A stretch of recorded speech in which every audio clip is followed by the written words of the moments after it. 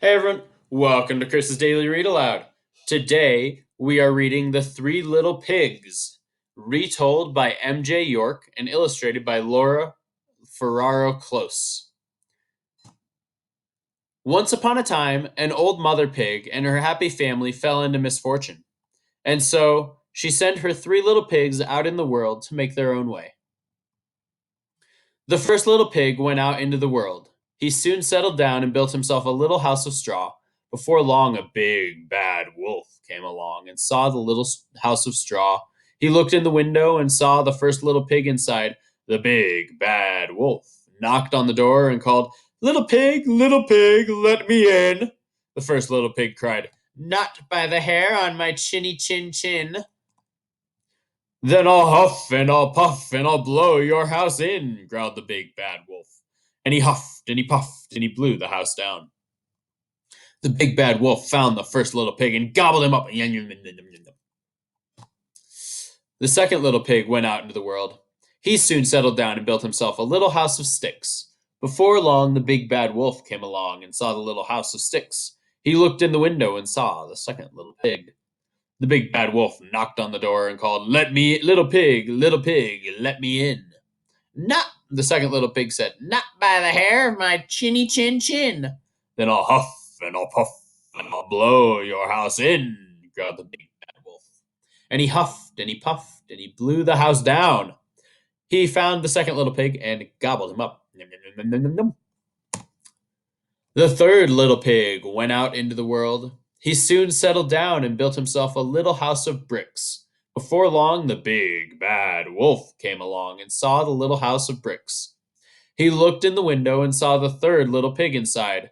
The big, bad wolf knocked on the door and called, little pig, let me in." The third little pig cried, "Not by the hair of my chinny chin chin." "Then I'll huff and I'll puff and I'll blow your house in," growled the big bad wolf. And he huffed and he puffed and he huffed and puffed again, but he could not blow down the house of bricks. The big bad wolf knew he would have to be clever to catch the third little pig. "Little pig," he called, "I know where to pick the sweetest turnips. Come out and I'll show you." "No, thank you," said the pig politely. He knew the wolf was trying to trick him. "I don't like turnips." And the big bad wolf went away. The next day, the big bad wolf came back. "Little pig," he called, "I'm going to the fair. Will you come with me?" "No, thank you," said the little pig. "I have no money for the fair." And the big bad wolf went away again. The next day, the big bad wolf came back once more. "Little pig," he called, "the best apples grow in Farmer Brown's garden. Come out and I'll show you where they are." The pig knew the big bad wolf would never leave him alone. He had a plan. "I'll meet you tomorrow at 5 o'clock," he replied. The next day, the pig ran out of his house at 4 o'clock. He ran to Farmer Brown's garden. He picked a big basket of apples and ran home again. He put a big pot on the fire to heat water for his tea. The big bad wolf came back at 5 o'clock. "Little pig," he called, "are you ready to go to Farmer Brown's garden?" "I've already been and come home again," said the pig. At this, the wolf grew angry. He had tried to trick the pig 3 times, and it had not worked. He wanted to eat the pig now, and he got a running start and leapt high into the air. He landed on the roof with a thump.